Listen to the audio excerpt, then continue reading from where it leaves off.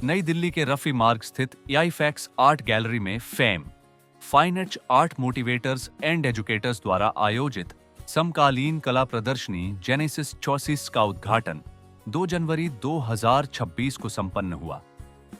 उद्घाटन समारोह में ईआईफैक्स के अध्यक्ष श्री बिमान बी दास और शांता आर्ट गैलरी के निदेशक श्री एस अमोरा दलीप हितकारी मुख्य अतिथि के रूप में उपस्थित रहे।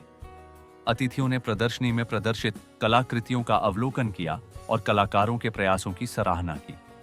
प्रदर्शनी का क्यूरेशन सुश्री बलविंदर तंवर एवं श्री रविंद्र कुमार तंवर द्वारा किया गया है। GNECS 26 में चित्रकला, मूर्तिकला और फोटोग्राफी की विविध कलाकृतियां प्रदर्शित की गई हैं। इस प्रदर्शनी में देश के 21 वरिष्ठ एवं उभरते कलाकारों ने भाग लिया है। GNECS 26 आम जनता के लिए 2 से 8 जनवरी 2026 तक खुली रहेगी। मेरा नाम मोहम्मद तारिक है और केंद्रीय विद्यालय में टीचर हूँ। मोहम्मद तारिक आप कहाँ से हैं? बाहर से मैं लखनऊ से बिलोंग करता हूँ और मेरी एजुकेशन जामिया में है, इस्लामिया यूनिवर्सिटी में। और मैं वहीं से फिर उसके बाद हमारी केंद्रीय विद्यालय में पोस्टिंग एज ए टीचर। तब से मैं डिफरेंट जगहों पर मैंने अपनी जॉब की और साथ ही साथ अपने पेंटिंग के वर्क मैंने वर्क किया है। इसके लिए मैंने जो है लैंडस्केप पे मैंने कलर में काम किया हुआ है।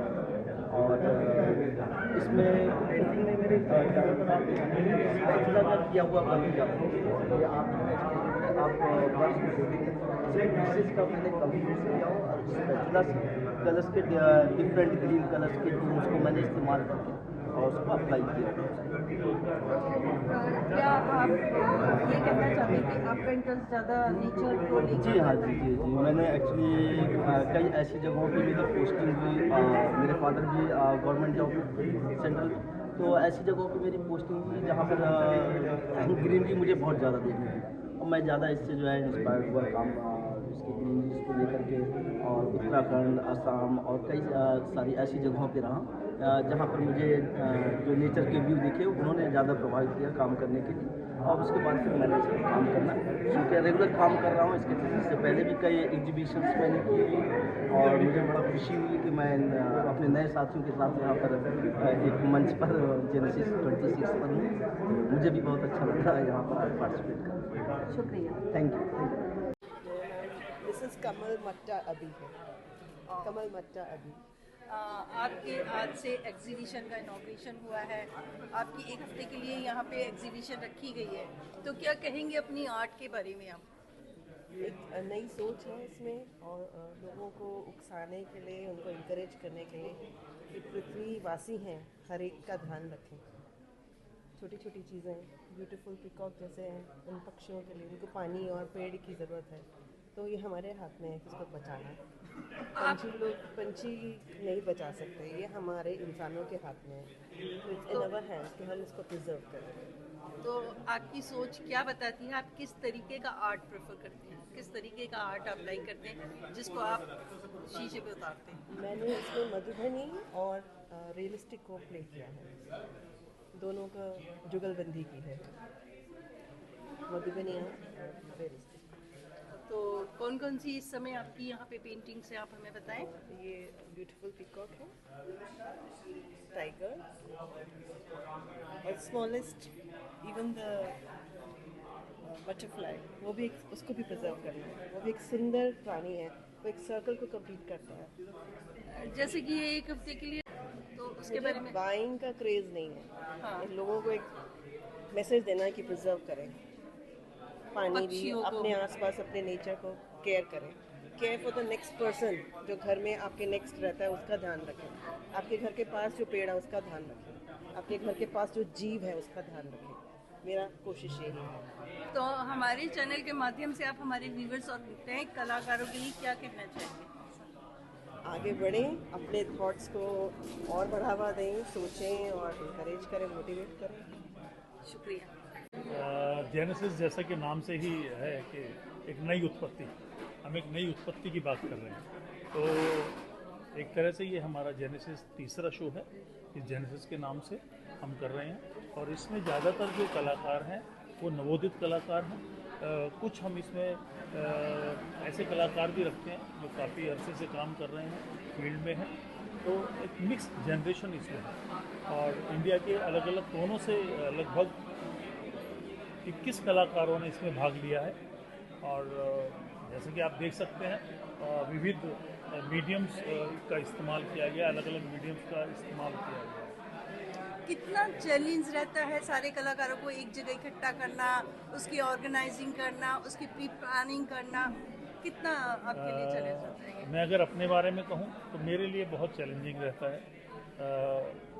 मुझे लगभग 10 साल हुए शोज़ क्यूरेट करते हुए, लेकिन मैं अभी भी ये कहूँगा कि शो जब तक शुरू नहीं हो जाता, जब तक शो का इनॉग्रेशन नहीं हो जाता, मेरे पेट में कुछ होता रहता है। वो आज भी रहता है। मुझे 32 साल से मैं इस क्षेत्र में व्यावसायिक तरीके से आप कह सकते हैं प्रोफेशनली मैं आर्ट की दुनिया में हूँ, लेकिन उसके बावजूद भी जब भी कोई नई हम एग्जीबिशन प्रस्तुत करते हैं या कलाकारों को जोड़ते हैं तो उसमें तब भी एक जैसे कि स्टेज फियर रहता है। तो वही चीज़ यहाँ पे भी रहती है। जहाँ तक रही कलाकारों की बात, तो ये मेरे पूरे वर्ष की प्रक्रिया होती है। ये नहीं होता हम लोग ओपन थ्रो नहीं करते चीज़ों को कि हम एक एग्जीबिशन कर रहे हैं, आप लोग आइए। इसमें मैं जैसे अलग अलग जगहों पे पूरे साल घूमता हूँ, जाता हूँ, और जो कलाकार मुझे भाते हैं, जो कलाकार मेरे दिल को छूते हैं, मैं उन कलाकारों को बताता हूँ कि हम इस तरह का एक शो कर रहे हैं, अगर वो आना चाहते हैं तो वो मेरे साथ सम्मिलित होते हैं। तो यहाँ जितने भी कलाकार हैं सब उसी तरीके के कलाकार हैं। मेरे पसंद के काम यहाँ लगे हुए हैं। तो पहली पसंद यहाँ यही रहती है कि मेरी है। दूसरा, हमने कभी आर्टिस्ट को अपने शो में कभी मैंने बांधा नहीं कि हमने हमेशा यही प्रोत्साहित किया है कि जो कलाकार जिस विधि में काम कर रहा है उसी विधि को लेके आगे बढ़े। तो यही मेरी हमेशा कोशिश रही है। और ज़्यादा से ज़्यादा इस शो में हाँ एक चीज़ बड़ी ख़ास है, जो मैं यहाँ आईफेक्स में मुझे ये मौका मिलता है।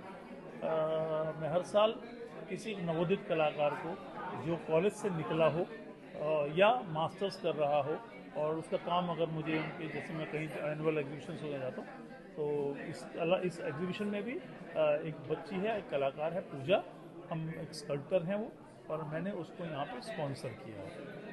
तो ये उसकी पहली एग्जीबिशन भी होगी। और सर थोड़ा सा फाइन टच जो हमें पीछे दिखाई दे रहा है, इस फाइन टच के बारे में आप क्या कहना चाहेंगे? क्या है फाइन टच मेरे दिल के बहुत करीब है। जब मैं कॉलेज में इस कोर्स को कर रहा था तभी से ये मेरे अंदर कहीं था। तो मेरे मन में एक ये चीज़ थी कि क्यों ना हम आर्टिस्ट सब इकट्ठे होके कुछ चीज़ ऐसी दुनिया के सामने लेके आएँ जो दुनिया को बदल सके, जो एक बदलाव ला सके। तो वहीं से फाइन टच की एक उत्पत्ति मेरे दिमाग में थी, जो मैंने लगभग ये सही है 94 में मैंने इसी नाम के साथ एक व्यावसायिक दुनिया में कदम रखा। और पिछले 2015 से मैं लगातार एग्जीबिशंस कर रहा हूँ, आईफेक्स में भी कर रहा हूँ, और एक शो मेरा जून में कलाबिंब के नाम से हर साल लगभग मैं शायद वो 10 शो कर चुका हूँ, हर साल विजुअल आर्ट गैलरी में होता है। So I'm a second year design student from DTU, and I got the excellent opportunity to present my work here. Thankful to Govind sir. जैसे कि हम देख पा रहे हैं आपकी बहुत सारी फोटोग्राफी है, तो क्या कहेंगे आपको फोटोग्राफी के शौक के पीछे क्या राज है? Just want to explore करना जितना हो सके, चांस मिला। Thanks to my parents, अच्छी अपॉर्चुनिटी प्रिजर्व फैमिली, और एक्सप्लोर करते रहे। किस तरीके की फोटोग्राफी है जिसको आप पसंद करते हैं? मेनली स्ट्रीट्स हैं, स्ट्रीट के जितने भी मूवमेंट्स होते हैं वो नॉर्मल लिविंग मूवमेंट्स को कैप्चर करने की ट्राई करता हूँ, जितना ज़्यादा हो सके उतना बेटर। आज की एग्जीबिशन में आपको मौका मिला, चांस मिला, क्या कहोगे? कितने एक्साइटेड हैं? एक्साइटेड तो बहुत था, फर्स्ट टाइम एग्जीबिशन है। Thank you for fine touch, genesis, thank you so much.